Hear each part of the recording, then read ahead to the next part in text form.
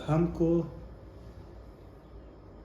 हमारे भीतर communication skill भी है और वे ऑफ एक्सप्रेशन भी हमारा बढ़िया है, बात करने का ढंग हमारा अच्छा है। लेकिन अगर हमारे भीतर लालच है, अगर हमारे भीतर मतलब परस्ती है, स्वार्थ है, तो बहुत जल्दी हम लोग बेनकाब हो जाते हैं, बहुत जल्दी एक्सपोज हो जाते हैं। लोगों को समझ में आ जाता है कि यार ये बोलता तो बहुत मीठा है लेकिन है बहुत मतलबी आदमी। लोगों को लगता है यार ये बात तो बड़ी तहजीब से करता है और समझ में आने वाली करता है लेकिन नीयत का अच्छा नहीं है। ये वाली बात सारे किए कराए पर पानी फेर देती है। तो हमको ग्रीडी नहीं होना है, सेल्फिश नहीं होना है, सेल्फ सेंटर्ड नहीं होना है, सिर्फ अपने मतलब की नहीं सोचना है, हमको कॉमन सोचना है। अपने मतलब की सोचने में कोई बुराई नहीं है, पर तब तक कोई बुराई नहीं है जब तक हमारा मतलब किसी दूसरे को नुकसान नहीं पहुंचा रहा है। हमारा स्वार्थ किसी दूसरे को नुकसान पहुंचाने लगे तो इसका मतलब हमने अपने स्वार्थ की सीमाएं बढ़ा ली हैं जो दूसरों की सीमाओं का अतिक्रमण कर रही हैं। ठीक है, किसी को बॉडी बनानी है तो उसके लिए स्वार्थी होना पड़ता है, पर कितना स्वार्थी होने, बॉडी बनाने के लिए हम स्वार्थी हो गए तो घर में मम्मी को 4 और लोगों के लिए भी नाश्ता बनाना है, एक मैं अकेला तो हूँ नहीं। और मैंने कह रखा कि मैं 8 बजे आऊँगा नाश्ता करूँगा, क्योंकि 6 बजे वर्कआउट करके मैंने प्रोटीन पी लिया, 8 बजे मुझे अंडे खाने हैं।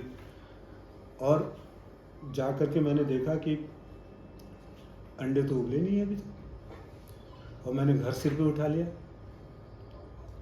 पर मुझे देखना चाहिए कि यार मैं अपने स्वार्थ में अंधा हो रहा हूँ। मुझे ये नहीं पूछना चाहिए कि मम्मी आज देर कैसे हो गई, क्या तबीयत ठीक है आपकी, या कोई काम आ पड़ गया, या कुछ हो गया, कुछ हुआ होगा। नहीं तो मम्मी तो ऐसा नहीं करती ना अपने बच्चे के लिए। ऐसा ही और दूसरे लोगों के साथ जो हमारे रिश्ते हैं, वहाँ भी हमारे स्वार्थ की वजह से कोई ऐसी चीज़ नहीं आ जानी चाहिए कि हम अपने मतलब में अंधे होकर के दूसरों का हित ही ना देखें, दूसरों की मजबूरी ही ना समझें। तो ऐसा नहीं होना चाहिए। तो लालच, मतलब परस्ती, ये सारी बुरी चीज़ें हैं, ये नहीं होनी चाहिए। लालच जो शब्द है, वो लालच शब्द क्या है? हम किसी को पर्सनल ट्रेनिंग दे रहे हैं और वो पैसे वाला आदमी है, और ठीक है उसे दया भी आ रही होगी कि यार ये व्यक्ति जिम में जॉब करता है, क्या तो इसको मिलता होगा, मैं कुछ इसकी हेल्प कर देता हूँ। भाई तेरे लिए मैं टी-शर्ट ला रखा है,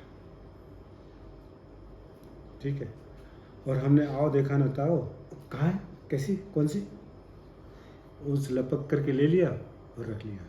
नहीं, यहाँ पर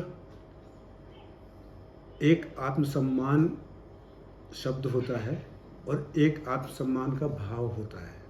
अपना आत्मसम्मान हमारे पास होना चाहिए।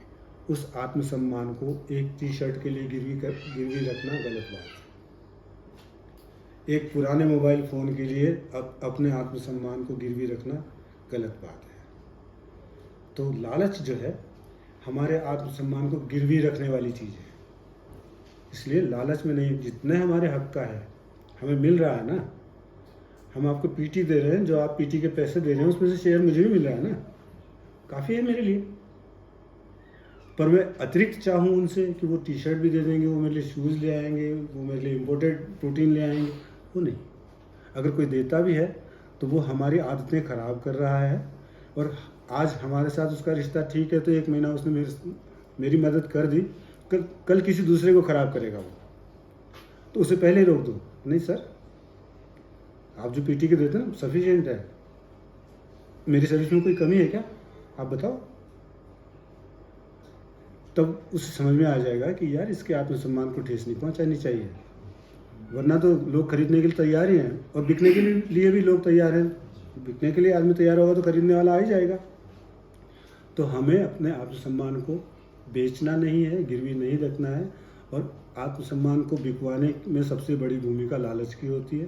बस उस लालच से दूर रहना है। तो ये क्वालिटीज़ अगर एक ट्रेनर के भीतर होती हैं तो वो लाइफ में सम्मानपूर्वक जी सकता है। अपना तो फिटनेस गोल वो अचीव करेगा ही, वो दूसरों के लिए भी मददगार होगा और बाकायदा सम्मान के साथ लोग उसको देखेंगे।